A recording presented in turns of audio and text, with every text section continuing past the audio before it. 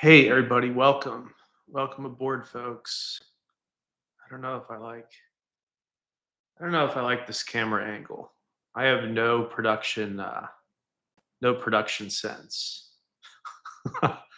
Even if I hadn't been censored so heavily in the past. I think my media career would not be too far ahead of where it is right now because I'm so bad at production stuff. Had no interest in learning it back when I was in corporate media.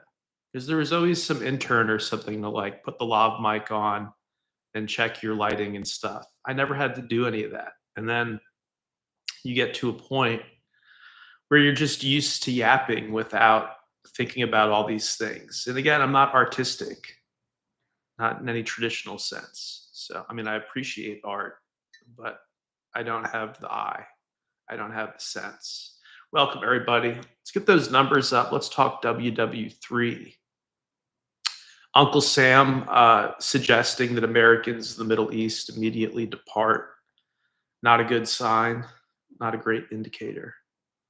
And hey, Adrian, good morning. Yeah, someone yesterday said that I'm being throttled on here, and I don't agree with that at all. Yesterday's live stream was just very specific, right? If you don't own Bitcoin, I don't know why you'd be interested in watching yesterday's live stream. And the one before that was even more niche. And I don't know why you would watch it unless you're a renter who doesn't like Built, this company that I did a video on. And it's not even that I don't like their app; it's that I think their app is something that shouldn't exist. It solves a problem that's not there. Like you can already pay your rent with a credit card or a check. I don't want to go into this subject again. The point is, it's like they've come in with a solution that's actually more difficult than just paying your landlord every month. And we have to avoid these and they don't allow blockchain payments. So 2025, they charge 3.5% to use your credit card to pay your rent. And yet you can't just send them a little bit of Bitcoin to pay your rent, which should not incur that 3.5% fee. And 3.5% is not a lot of money unless you're in like a luxury situation. Then you're getting ripped off for no reason. Hey, good morning. Nobody's special.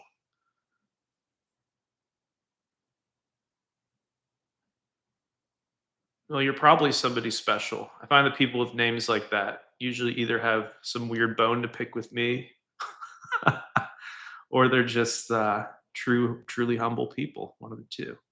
But yeah, welcome everybody. Good morning. Let's try to analyze this World War III stuff.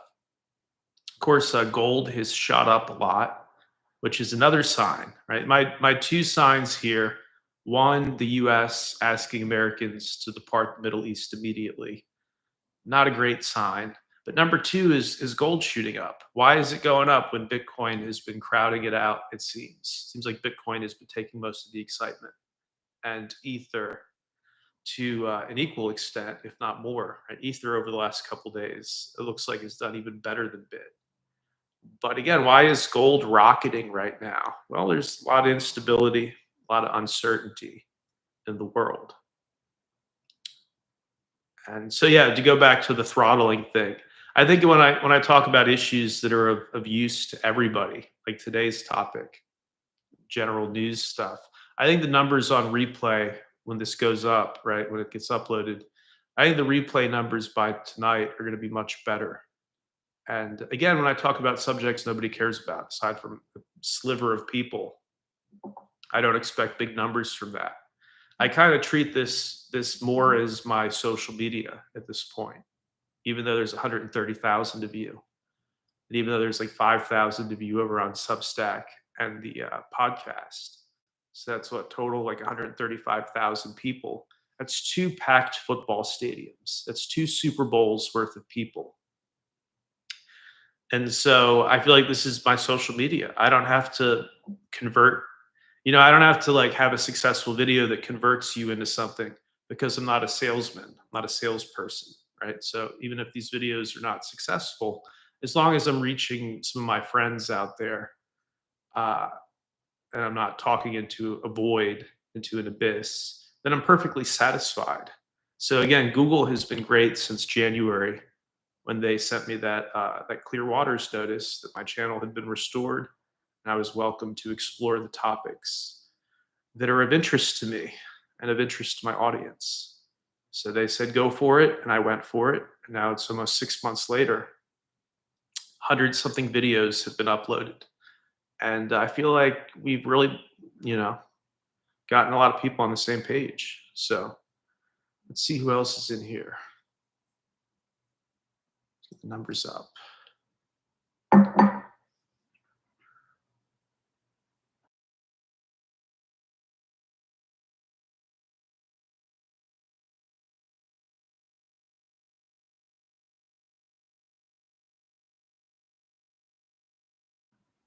Pretty strong espresso.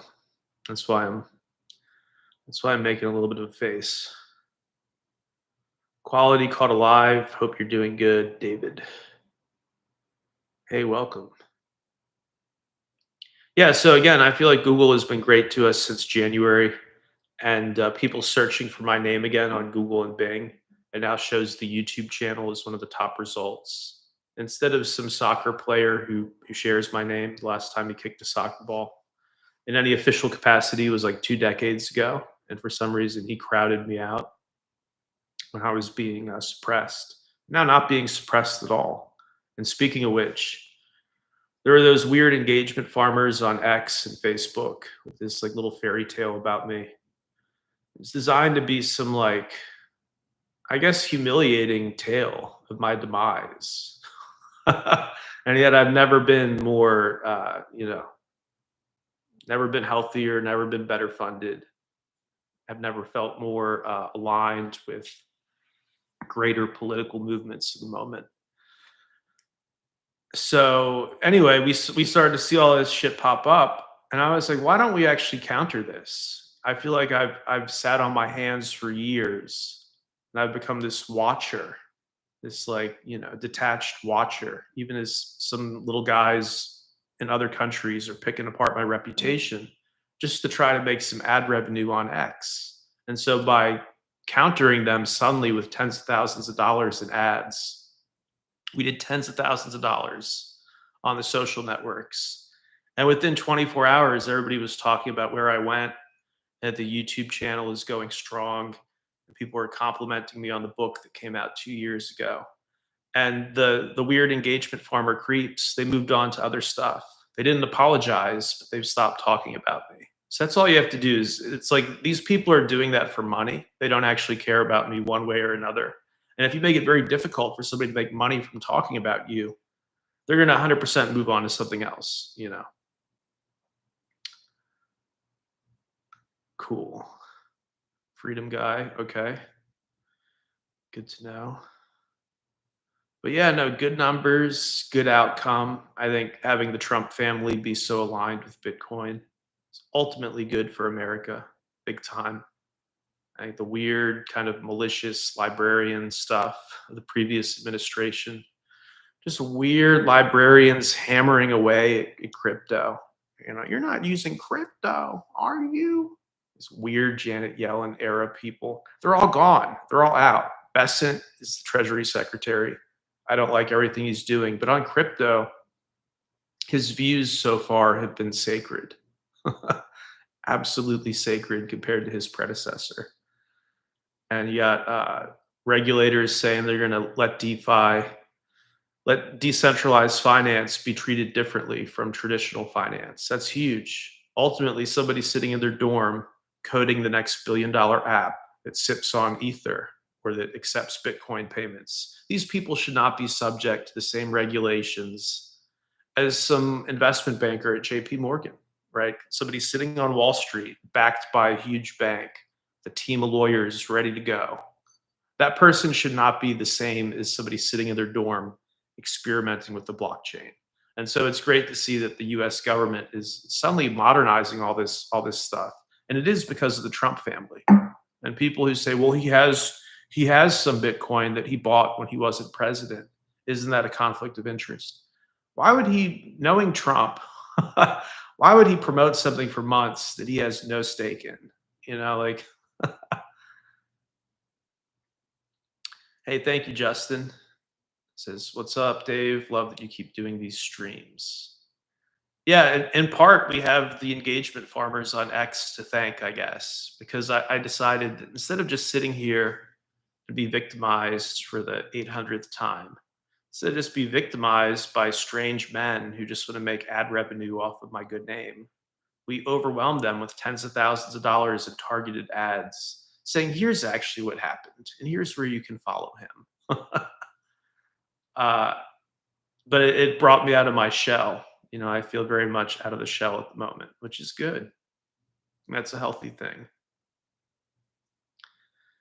Being open with your audience is a good thing. And again, I just treat this as social media now. Some people have said he doesn't have as much impact as he used to. Do I need to have impact when I'm just sharing random insights with people? You know, impact. Who has impact in our world? Like Jesse Waters, Rachel Maddow on the left. Uh, who else? That Patrick Bet David dude, unwatchable podcaster. I don't know why people like that guy. Same with Lex. These are unwatchable podcasters. At least Joe Rogan, it's like it's funny, it's entertaining.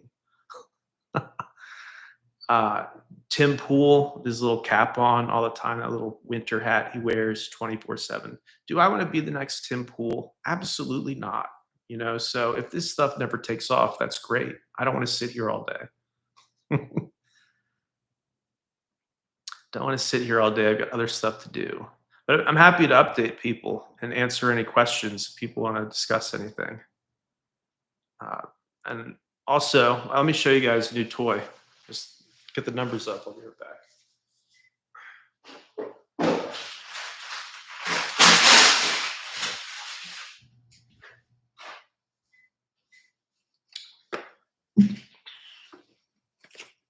So not a sponsored product. It's just something I bought for an upcoming adventure. So this is a water resistant satellite communicator. Even if your cell phone doesn't work and you're in one of the most remote parts of the world, which I assume may be, this thing helps you out. You can not only contact authorities, you can also text people. You can text people, and also supposedly somehow you can tweet from it. So this is going to be my day later today, is figuring this thing out. Yeah, it says use SOS only in an emergency, send SOS, open the SOS cover, hold button until alert starts. Wow. Oh, here it is. So you just open this up and there's a button or something underneath that. Isn't this wild? So yeah, this thing will absolutely fit in your pocket, but it also comes with a little carabiner. So I'm gonna have to read up on it, but I'll do an update video. Pretty cool.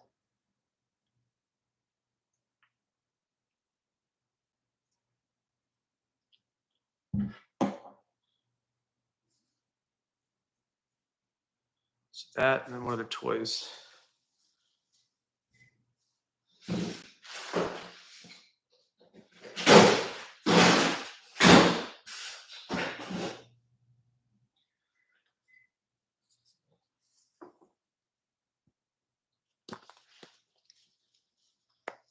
This is a wrist altimeter.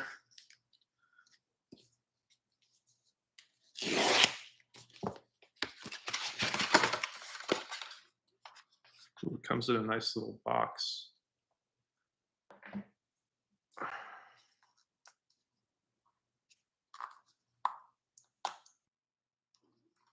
Here it is. Yeah, I like this case. All right, here's the watch band. So handheld satellite communicator. And this again is our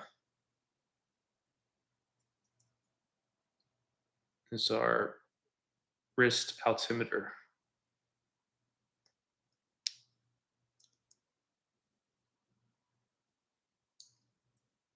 Yeah, I don't think this is great content. Like, I don't think the world needs to be exposed to this. But again, it's like social media. I don't want the only search results for me to be these weird threads on X making money for people in India, making money for dishonest people in India who are just incredibly desperate for ad revenue, I guess. And by making that difficult for them, they move on to other topics because they just want to make money. And now that, they see that I'm not going to be a suitable topic to just bullshit about, they've moved on. I have a very active mind, no brain fog anymore. A lot of projects, in the fire.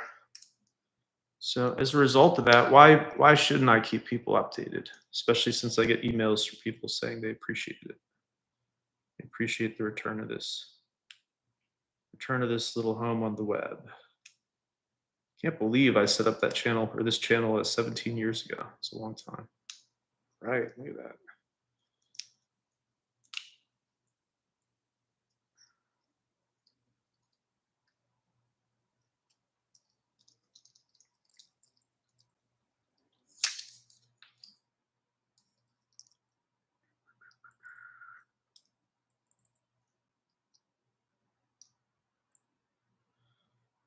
Someone says I was speaking the truth, never stop. Yeah, some people want me to cover the old topics more, and I covered those things. So hmm,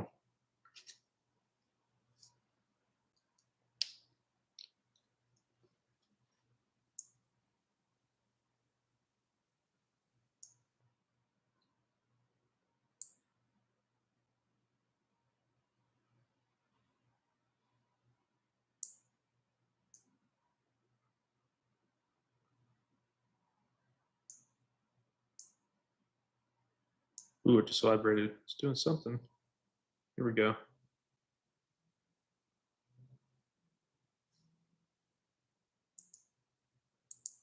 Yes. All right, it's booting up. Again, this is a little wrist-based altimeter. It does other stuff too. It does your blood oxygen level. Cool.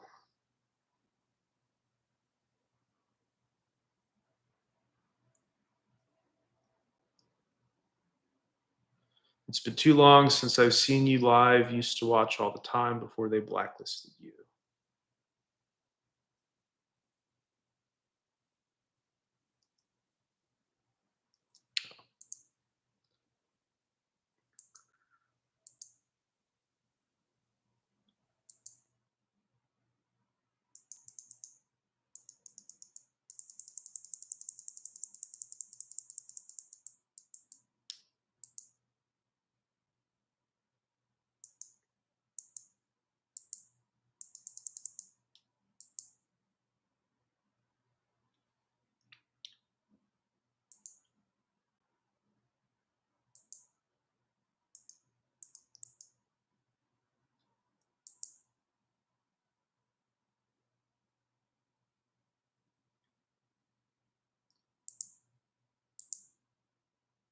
Cool. Searching for GPS right now. So this one doesn't have a SOS beacon, but it shows you where you are, like a little basic map. So in theory, if you were dropped in the middle of nowhere, this would help you navigate back to civilization. And if you're lazy, you could also use this to contact somebody. Those are all limited hangout type people. Well, I think so. The claims that Musk made, right, about Trump, about President Trump, he has since backed down a couple of tweets apologizing. He's backed down, and the rabid people, the rabid people who had no interest in the well-being of my career, or the fact that I want to keep this channel after not having it for 8 years, they're like, "Hey, why don't you just cover this nonstop?" And I was, my prudence absolutely paid off here. My hesitancy paid off because here Musk backtracked, right? Musk backtracked And the little guys, maybe Musk can, apologize to Trump, but it's the little guys who get censored. So I'm happy to sidestep that one. And I've already done some videos on it, but I'm not going to obsess over it because, as far as I can tell, the scandal is over, right? And the broader issue is, why do we have these weird sycophant media people who are so dishonest? Why don't you just have like some honest refs, right? Some honest referees. Instead, you got people on the left like Rachel Maddow and the Pod Save America people. And actually, the Young Turks has been relatively good lately, so I won't group them in there. They're showing signs of bipartisan disgust with our system, which is good. Uh, but yeah, a lot of these people are just extended, like just an extension of one of the two parties, and they act like they're not, but they're never going to side with the other party. Like, you're never going to see, in my opinion, Tim Pool say like, "Oh, Trump got this totally fucking wrong. Dems are right here. Thank you," on some issue. You're never going to see that. Same with like Jack Posobiec. You're never going to see him say that the administration is doing something crazy, because he's just a good little dog, just a good little doggy on Trump's, in Trump's backyard yapping away. Good little dog. But that's not real journalism. It's not even real influencing with cojones, right? It's ballless influencing. Absolutely ballless.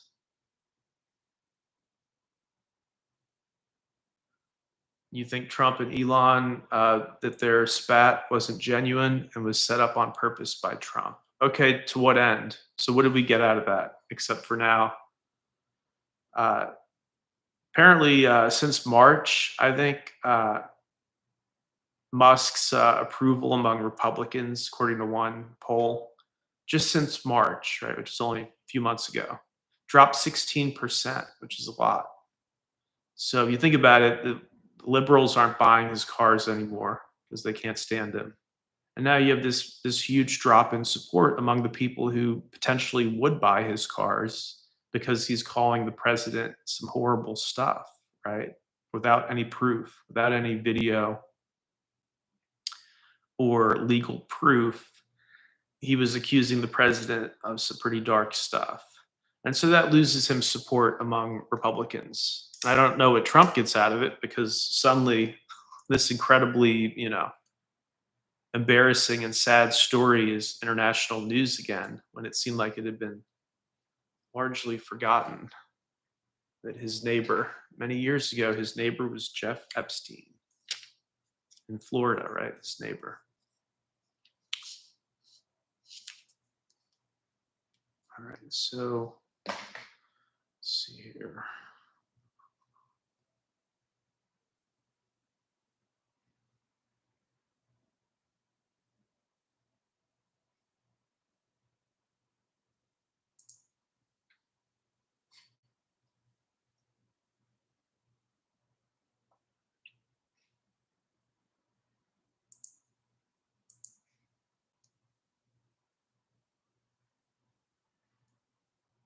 Heart rate not measured, blood oxygen not measured. Let's try that. Measure now. Cool, it says blood oxygen measuring.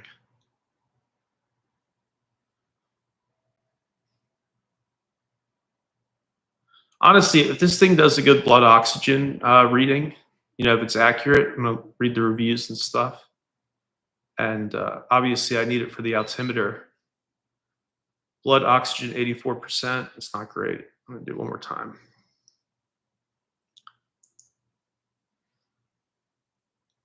But I might wear this all the time instead of the Apple Watch, because the Apple Watch doesn't have an altimeter and it doesn't have blood oxygen level. This thing also does your pulse, which the Apple Watch will do.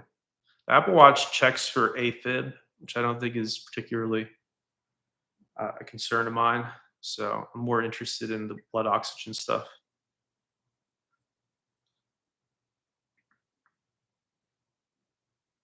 It's taking a long time to measure it this time. I don't know if I'm supposed to shut up when it's doing it. I have no idea.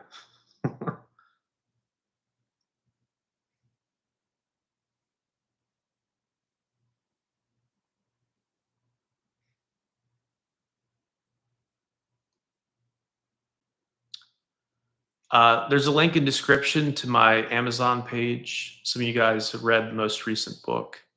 That was written 2 years ago, and it was an attempt to predict pretty much what's going on right now, right? So it's like we sort of thought forward and predicted a lot of what's actually going down at the moment, which is pretty cool. And now it's 79%. That's not good. This thing has to be inaccurate. Like I think I'd be in a hospital if my blood oxygen was 79%. I'm gonna do it one more time. But it is giving me a proper elevation, which is cool. So the altimeter works. And pretty precise elevation here. Uh, what was I talking about? Sorry, the new toy, right? So I'm distracted.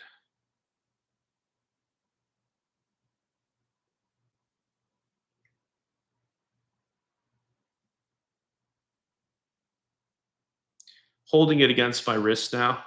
I think it was probably doing a bad reading.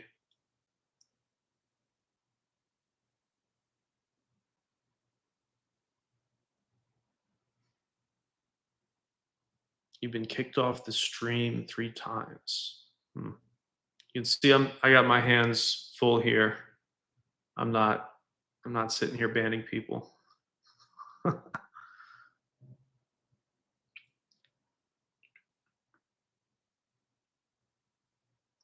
Oh, so the Bitcoin tip address is also in description. I've been putting that in some of the recent videos. And I haven't checked that address even once. It's like my Schrodinger's cat. It's my cat in a box, right? Quantum indeterminate state. There could be 100 tips, there could be 0 tips. I don't know. Don't tell me in the troll box. Don't ruin it for me.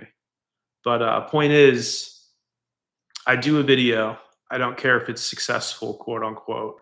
I don't care if it results in new followers or somebody checking out my books or somebody thinking I'm a cool person. I don't care about the ad revenue that Google now generously gives us every month, our cut of the ads. I don't care about that, although I find it flattering. But when somebody sends a Bitcoin tip, that's forever. Right? You're giving me a little piece of a diamond. That's forever. And as I said the other day, in 100 years, someone on Block Explorer will be able to say, "Oh, look, back in 2025, somebody gave David X amount of Bitcoin."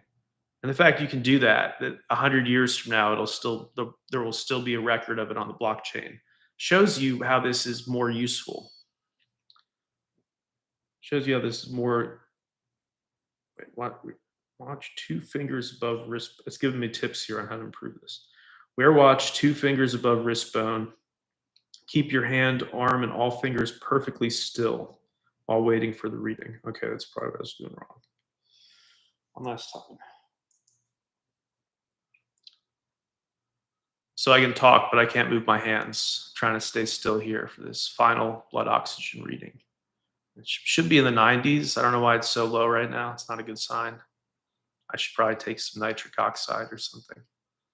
Just opens up your arteries a little bit.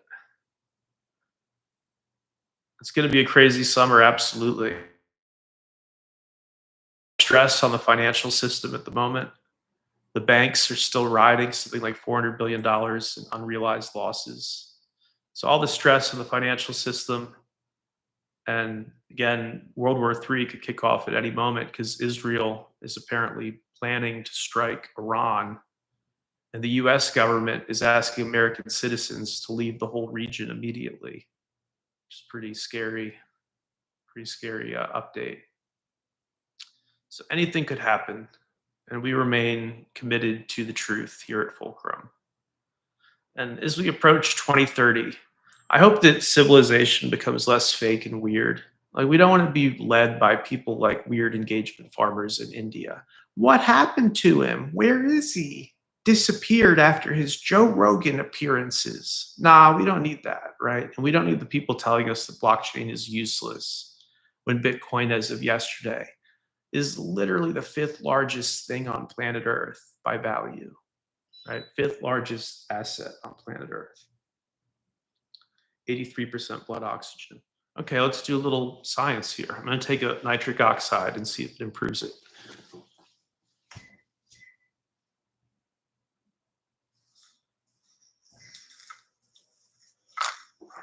Nitric oxide.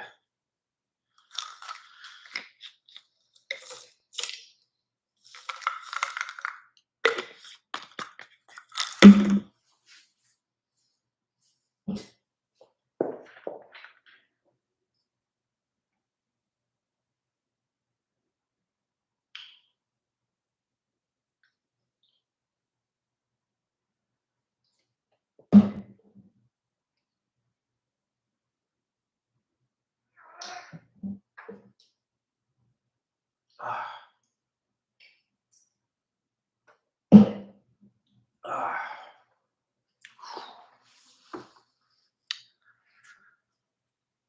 Sort of big pills. They should make these as gummies or something.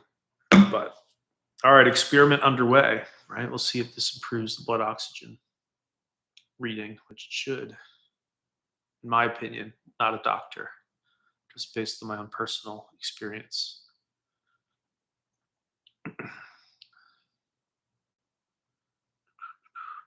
Yeah, it looks like my internet's great right now, so you shouldn't see much buffering.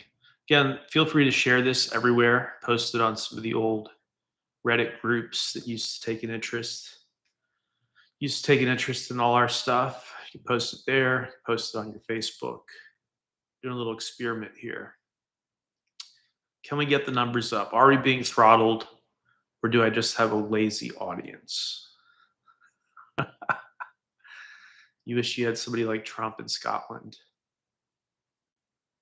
Yeah, so Trump, again, the Bitcoin policy he's laid down has been essentially flawless. Just incredible, absolutely incredible. Between Trump's policy and you got Michael Saylor doing the cable shows the other day, doing the financial TV shows, and walking people through very carefully and in a logical way why the quantum fear, uncertainty, and doubt is just that. It's just at this point an attempt to scare people out of crypto because we don't have quantum computers yet that can actually break people's private keys in any kind of easily repeatable fashion, any kind of easily reproducible or scalable fashion. We don't have that yet. I think in years we will, which is why it's so important to move to a post QC algorithm before that point. But I don't think that point is tomorrow. I think it's again probably years away. So is everybody using Gemini or Chat GPT at this point? We'll show of hands in the troll box. If you're not, you're missing out. It's kind of the new crypto in a sense, right? Having AI do lots of stuff for you is sort of like the people who were mining Bitcoin on their desktops a decade ago. So you're ahead of the curve. You're doing something meaningful, right? Because this is like the frontier era for AI. You're doing something meaningful, and you're probably getting rewards from it that you may not get in the future. Like all this stuff in the future is going to be both, I think, more expensive, right? Because they lose money pretty much on every query that you ask ChatGPT. The energy input costs more than your, especially if you're a free user, right? They're not making any money off of you. So I think the costs are actually going to increase to ask AI a question in this current like weird genie kind of setup where we ask a question and then it goes out to hundreds of thousands of graphics cards that are connected into some super brain. That's going to be reserved for people who have money in the near future and for like universities and governments. So again, I think we're in this crazy frontier era where everyday people are able to interact with these massive artificial minds. I don't think that's going to last. Just like the people who are mining 1.2 Bitcoin a day or something from their $500 desktops while they were off doing other stuff more than a decade ago. That didn't last. It felt like it was forever when those people were doing it, but it was actually a very small sliver of time, right? And it's, I think, the same here, where the free and open AI stuff is not going to last. Again, it's going to be paywalled and potentially credentialized. Like you won't be able to ask it deep medical questions unless it knows you're a doctor, and you won't be able to have it explore things at the fringes of legal theory unless you're an attorney, right? So that these kind of moats, I think, will reemerge, professional moats. And right now, we don't have that. Right now, it's like a genius in your pocket, and sometimes it gets things wrong. For the most part, it gets stuff right. And so I'd hope everybody is playing with their favorite LLM at this point,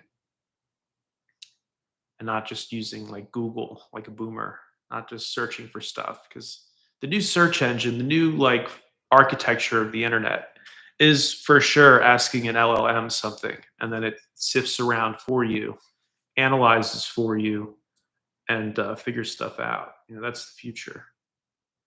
So pretty interesting though. As influential as it seems, I think there are only a few million OpenAI users or a few million ChatGPT users at this point. Think about how much of a jump it still has to make, right? It's got to go hundreds of X from here.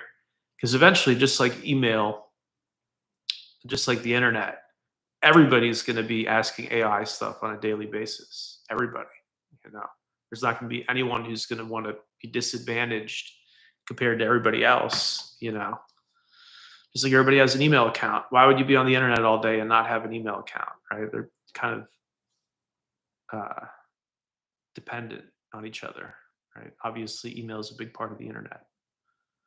Much the same way LLMs are now a big part of everything.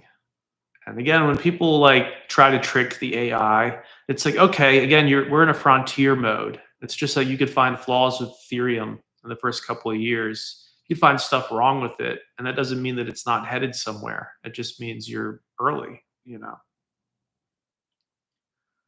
Pathfinder says they have a free AI integrated into their coding environment. Nice. Yeah, a lot of people in programming, right, are now doing vibe coding, as it's called. Vibe coding, where they just ask the AI sort of what they want built, and then it builds it. And then they just kind of check the code, review it, make sure it's not buggy, and then take it live. Incredible. Absolutely incredible. I mean, the complexity of the stuff you could have it do for you at this point. It's crazy. Ask it multiple questions in one hit of the send button, right? Ask it a bunch of different questions. Ask it stuff that even like your favorite college professor would have difficulty answering.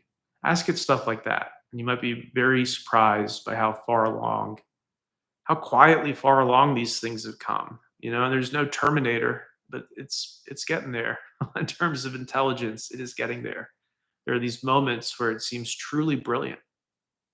It's not just the chat bot giving you interesting results. Again, ask it like the most difficult stuff you can think of within reason and see how it handles it, especially if you have the paid version.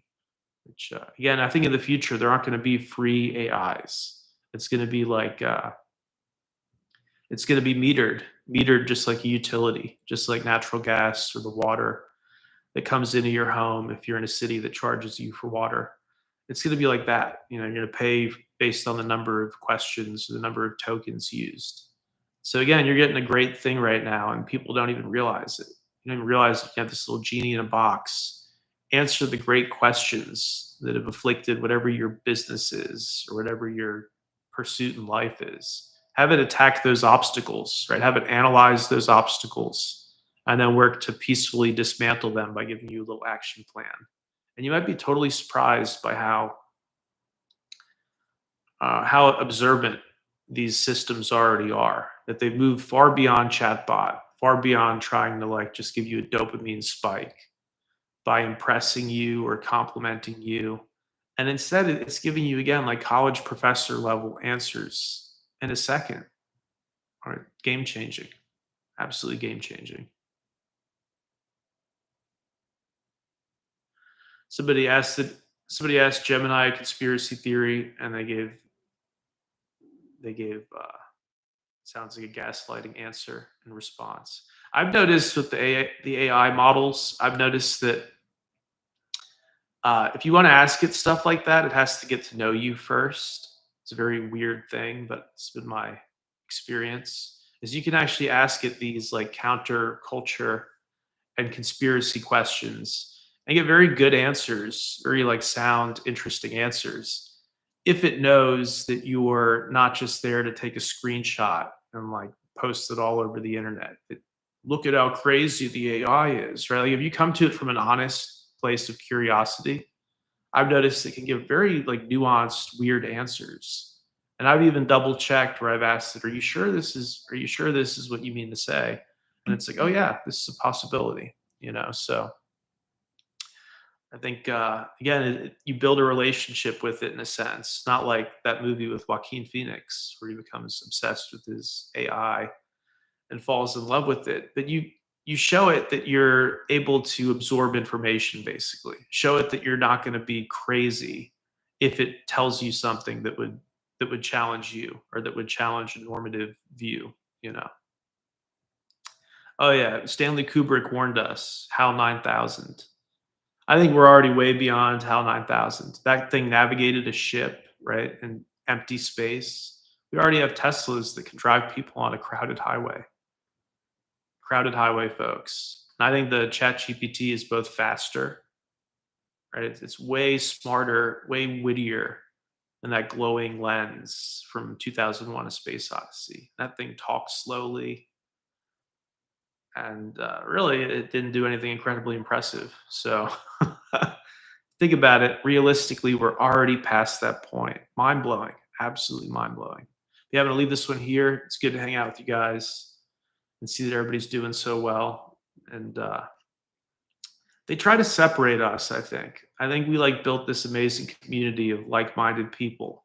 I think there's an attempt, if you're not one of the cheerleaders on the left or the right, if you're not Tim Pool with his little beanie on, and if you're not on the left, Rachel Maddow, probably taking emails directly from the DNC, you know, probably getting her instructions directly from the Democrat Party. If you're not one of these two sides, nobody lets you breathe anymore. There's something wrong with that. Nobody lets you mingle. There's something totally wrong with that. Actually, isn't that in the Bill of Rights for the free right of association? It's not just the freedom of speech.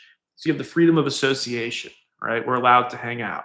All right, I'll see you guys.